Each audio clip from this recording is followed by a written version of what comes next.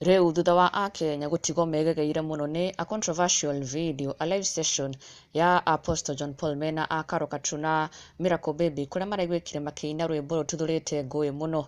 Amwe makiuga ati rwimbo-ini ruu nimaraigwika ta maragweta ritwa ria Karangu, makiuga ati Karangu ni arangwo, na angi makiuga aca o marainaga ni arangwo, which many misinterpreted and misunderstood to be ati marauga Karangu ni arangwo. And even in the live, Karokatu ni araigwikire agithoma comments kuria andu maraugaga ati o marauga ati Karangu ni arangwo, na hau maracoka maratheka muno. Even Apostle was seen laughing, na undu ucio gatiga aingi magikiuria hihi ni atia maraugaga what really was being said in that live session. Na twambe turore video iyo in the audio uria marakorirwo makiina, which later has sparked so much debate online, na thutha ucio guforce Apostle kwiyumiria na ku apologize kuri Karangu, na ona Karangu ni ngirite nenda-ini yake kuria arikitie kurekereria ndumiriri igiri. No mbere yo, this is the video.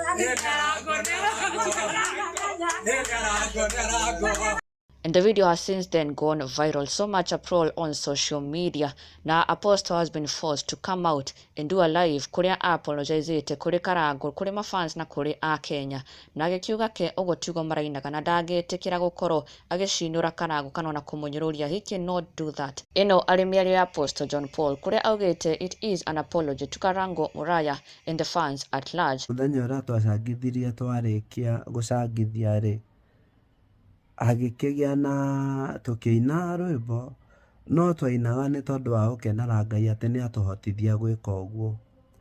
No ni kuri andu marekondire live iyo na maranjia gutumanira icamba ciitwo social media kundu kuingi ati twainaga tukiuga ati Karangu ni arangwo, no rwimbo ruu rugaga Shaitani ni arangwo, ona ngiruthikiria wega uria murauga. Na ndimurie ni muthuri mugima na hakiri ciakwa ithano no gima wakwa ri, no ndugame ati thikiriria andu makiuga Karangu ni arangwo ndimeroreire? Hihi ni mui Karangu no hari nie? Ucio ni muru wa maitu, na kwanza ni ona ndimuona atari baba umire mbirira-ini akiriuka, tondu maundu maria njikagira behind the curtain ni maingi muno. Ona thibitari icio raigua thire thibitari ndirathi thibitari no Karangu ucio. Wanyona handu ngengete ndina kariri kana ndina thayo no Karangu ucio. Ni haria maundu maingi itangigirira metha-ini handike manike andu makimenye ma, tondu maundu maingi ekaga ari we oi arekira muru wa nyina kana mwana wa nguriai. No andu ni marendire kuhana ta megutuhurithania na Karangu ati turacangithirie mbia cigana turanjia kuga Karangu ni arangwo. No uguo tiguo, na nie ndingika uguo. Na angikorwo video ino ni kinyirite Karangu wa Muraya, I apologize on behalf of andu aria othe twari nao haha. Na nie kiria itumite ngorwo ndi gitanda-ini ni bed rest ndaheirwo ni ndagitari, iriga dress ya gukorwo ati kidney yakwa mwena wa right ni ratura muno, ngiheo bed rest. Uguo angikorwo video ino ni kinyire Karangu wa Muraya, I apologize on behalf ya andu aria othe twari nao, because it was never meant gutanish kana kwaria ciugo itari njega cingithukia ngoro yake. Na mutikanende ringi kwandika comment kana kuoyaga kurekondaga maundu ugathii ukandika mugaru no uria waigua, tondu ona ungithikiria rwimbo ruria rwainagwo ri rwainagwo wega Shaitani ni arangwo, Shaitani wa mĩrimũ nĩ arangwo. Actually that was the main reason of kuga shaitani nĩ arangwo. Tondũ niĩ ona kuma mĩaka ĩrĩa ndarwarire since 2018 nĩrĩo ndambĩrĩirie kũfight na cancer. Nona nĩkĩo organs ciabirie tondũ ndũrĩte nyuĩte ndawa mĩaka ĩyo yothe na ndokire kũmenyeka ndĩna cancer 2021. Nĩngwenda kuga mũndũ ũrĩa wekire recording ĩyo na akĩandĩka atĩ tũraugire atĩ thutha wa mbia cia Apostle John Paul mirioni 1.5 kũigana kũranga Karangũ na kwĩna rĩu ndiĩ kana nĩguo akĩandĩkĩte kana andĩkĩte kuga Karangũ nĩ arangwo kana makaina Karangũ nĩ arangwo.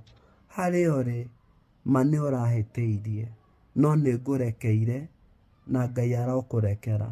Na andũ aitũ rekei ndamũthaitha nyihĩte mũno, rekei tũtuĩke andũ a kwendanĩra wega, rekei tũtuĩke andũ a gwĩcirania meciria mega na ma thayũ, rekei tũtige gũtuĩka andũ a kwendanĩra ũũru, na gũtirĩ mũndũ ũhoyaga mũrimũ.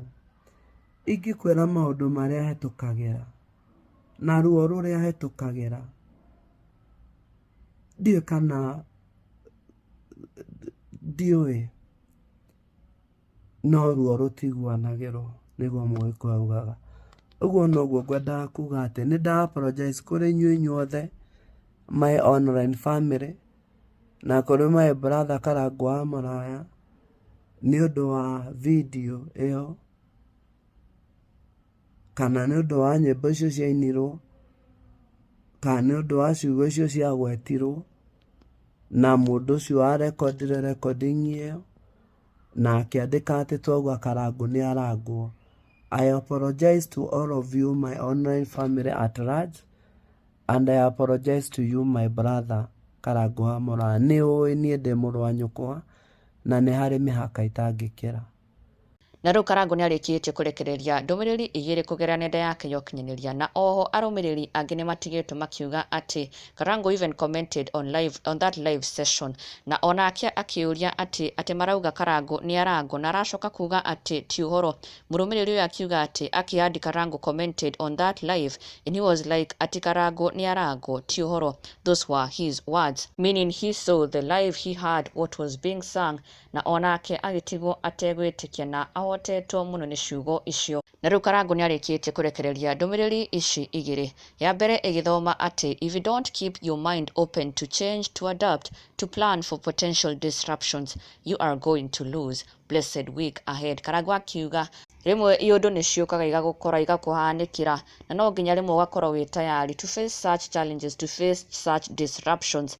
Na ĩngĩ nayo ĩrathoma even though I walk through the valley of the shadows of death, I shall fear no evil, for the Lord is with me. Psalms 23 verse 4. Karangũ akiuga ke ena Ngai, he fears no evil. Ena Ngai nĩoĩ maũndũ make nĩ marĩagĩraga, no matter what happens, God shall always clear the path for him. Na mafans nĩ mamũnyita guoko mũno na makĩenda kũmenya kana nĩ akinyĩirwo nĩ apology ĩyo ya Apostle John Paul. It was a misunderstanding as he says. Na yarĩkĩtie gũtheria ndeto ĩno yothe. Na ndũgakĩriganĩrwo gũ-subscribe for the latest and trending Kikuyu celebrity news. Never miss an update. Subscribe now.